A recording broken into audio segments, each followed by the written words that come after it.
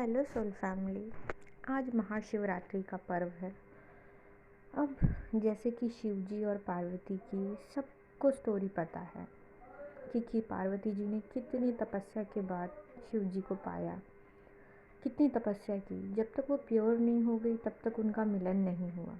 वैसे ही हमारे twin flames के लिए वो बहुत बड़ा एग्ज़ाम्पल है कि हमें भी, अगर हम डिवाइन फेमिनाइन हैं तो हमें अपने दोनों साइड को बैलेंस करना होगा। क्योंकि जिस तरीके से शिव जी हमेशा पार्वती जी के साथ होते थे, दूर रह के भी, जब तक वो पूरी तरीके से प्योर नहीं हो गई तब तक उन्होंने उसे अपनाया नहीं। वैसे ही हमारे साथ भी है। जब तक हम पूरी तरीके से प्योर नहीं होंगे, जब तक हम पूरी तरीके से अपनी गंदगी को त्याग नहीं देंगे, तब तक हमारा ट्विन हमें अपनाएगा नहीं। एक्चुअली वो हमें अपना बनाने के लिए वेट कर रहा है, अंतर मन से, अंतर आत्मा से। लेकिन जब तक हम अपने ये जो आत्मा की गंदगी है ना, उसे हटाते नहीं, तब तक हमारा यूनियन नहीं होगा भी तो फिर से अलग हो जाते हैं। हमें पहले तो एक भरोसा रखना होगा कि जो हो रहा है उसके पीछे एक कारण है, यूनिवर्स का खेल है, एक बहुत बड़ी रचना है जिसका हिस्सा है हम, और हम उसमें हेल्प कर रहे हैं। अगर हम जो भी है, अगर समझ लो आप डॉक्टर हो तो आप किसी न किसी तरीके से आपके हाथों में वो हीलिंग है कि आप दूसरों की मदद कर सक रहे हो। उसके द्वारा आपका सोल पर्पस चुना गया है। अगर आप एक इंजीनियर हो, कोई कर्मचारी हो ऑफिस में, तो आपके थ्रू कुछ ऐसा होना लिखा है कि आप इस दुनिया में बहुत बड़ी रचना में मदद कर रहे हैं। क्योंकि आप एक बड़ी पिक्चर देख नहीं पा रहे हैं, इसलिए आप लिमिटेशंस में बंधे हुए हैं। जैसे जैसे आप इस लाइफ को समझेंगे कि टेम्पररी दुनिया है, इसमें कोई भी हमेशा परमानेंट के लिए नहीं होता है, ना दुख होता है ना सुख होता है। हम हमेशा सोचते कि खुशी हमेशा रहे, प्यार हमेशा रहे, लेकिन यहाँ कुछ भी हमेशा के लिए नहीं होता है। जो होता है हमें अपने अंदर ढूंढना पड़ता है।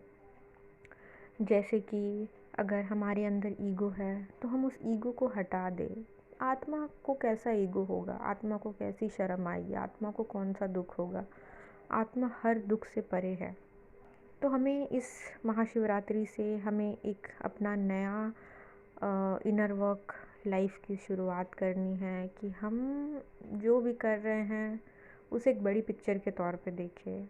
ये नहीं कि उसने बात नहीं की तो डिप्रेस्ड हो जाए। ये सोचिए कि कुछ तो अच्छा होने वाला है, उसके लिए छोटे छोटे स्टेप्स लीजिए। हमें बहुत सारी चीज़ों का सिर्फ पैसों से ही नहीं, अपने अंतरात्मा से भी दान करना है। हमें किसी को स्माइल देनी है, ये भी एक टाइप का, तो किसी को आप खुश कर रहे हैं स्माइल देके। कोई कितना दुखी है, आपने स्माइल दी, उसको अच्छा लगेगा। स्माइल दीजिए, किसी से प्यार से बात कीजिए। आपके आसपास के लोग दुखी हैं तो उनके साथ खुशी से रहिए। तो ये भी एक टाइप की डोनेशन है जो आप लोगों को दे सकते हैं, क्योंकि ये आपने कैसे आत्मा के स्तर पे डोनेशन दिया है, पैसों के मटेरियलिस्टिक स्तर पे नहीं, आत्मा के लेवल पे ये डोनेशन दिया है कि आप स्माइल दे रहे हैं, आप खुशी दे रहे हैं। आप प्यार दीजिए, हर किसी को प्यार से बात करके दीजिए। इस तरीके से हमें अपनी आज महाशिवरात्रि के दिन हमें अपनी तपस्या में 3 चीज़ें इंक्लूड करनी है। एक तो हमें ये समझना है कि हम ट्विन फ्लेम्स हैं। इसका मतलब ये नहीं कि हम अपनी रिस्पॉन्सिबिलिटी भूल जाए, घर की, दुनिया की। हमारे ऊपर जो जिम्मेदारी है हमें उसे निभाते चलना है। दूसरी बात हो गई कि हमें अपनी गलतियों की रोज़ माफ़ी मांगनी चाहिए। रोज़ सोने से पहले रोज़ माफ़ी मांग के सोया कीजिए। इससे क्या हुआ, डेली के कर्मा क्लियर हो गए, नए कर्मा क्रिएट करने का आप में थोड़ी सी अवेयरनेस आएगी कि नहीं, मुझे नहीं करना, अभी कोई गलत काम नहीं करना, ना गलत सोचना है। तो आप डेली आज बैठिए 5 मिनट के लिए, 10 मिनट के लिए, जितने लोग हैं उनसे मन से अपने ईश्वर को साक्षी मान के अपने आंखें बंद करके बोलिए कि मैंने इस दुनिया में जिसके साथ भी गलत किया मुझे माफ़ कर दो। मैं गलत थी, मैं मानती हूँ, लेकिन अब मैं समझ गई हूँ। अब मुझे अपनी लाइफ में सब कुछ अच्छा करना है, कर्मा क्लीन करना है और सब अच्छा चले, इसके लिए मैं माफ़ी मांगती हूँ।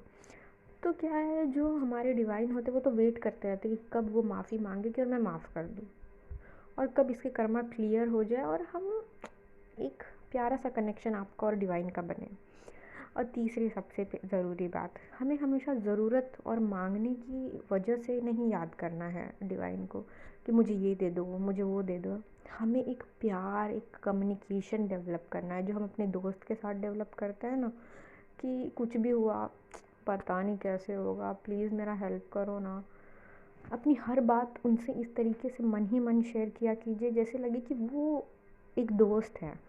वो आपको किसी बात की सज़ा नहीं देंगे, पनिशमेंट नहीं देंगे, ना आपको छोड़ के जाएंगे। इस तरीके से एक ऐसा दोस्त समझिए, आप जिस भी भगवान को मानते हो उन्हें ऐसा दोस्त समझिए कि आप अपने दिल की हर बात रात में सोने से पहले उन्हें बताइए कि आज ना मैंने इनर वर्क किया, लेकिन ना मेरे से हो नहीं रहा है, मैं क्या करूँ, प्लीज़ मेरी मदद कीजिए, मुझे ना बहुत गुस्सा आ रहा है, मैं बहुत कोशिश कर रही हूँ कि गुस्सा चला जाए लेकिन जा ही नहीं रहा है, प्लीज़ आप थोड़ा सा मेरे नर्वस सिस्टम को स्लो डाउन कर दो, मेरी आत्मा ना बहुत गंदी हो गई है, प्लीज़ मेरी हेल्प कीजिए ना, ताकि मेरा थोड़ा आत्मा क्लीन हो जाए। मैं कोशिश कर रही हूँ लेकिन हो नहीं पा रहा है। इससे क्या होता है कि हम एक ऐसी सुप्रीम पावर से मदद मांग रहे हैं जो पावरफुल है। हम एज ए ह्यूमन लिमिटेशन से बंधे हुए होते हैं, हमारे भी कुछ लिमिटेशंस है सोच के, नेगेटिविटी के हर स्तर पे, तो वो हमने खोल दिए, ये एक बहुत बड़ा ब्लॉक खोल दिया, अपना 7th चक्रा खोल दिया और एनर्जी को आने दिया। तो इस तरीके से हम अपना एक काम वाला नहीं लेकिन अच्छा रिलेशन बनाएं अपने डिवाइन के साथ, कि पता है आज ऐसा हो गया, मैं तो बहुत खुश हूँ, मैं तो बहुत खुश हूँ, आज मैंने इतनी अच्छी चाय पी ना कि मज़ा आ गया, आपने मुझे इतनी अच्छी चाय दी, इतने अच्छे फैमिली वाले दिए, मैं क्या बताऊँ। तो इस तरीके से एक डेवलप कीजिए कनेक्शन, और अपने इनर वर्क को बोझ मत समझिए, इसे एक किक समझिए जो आपको ज़िंदगी जीने में मदद कर रहा है, और यूनियन आपका हो जाएगा।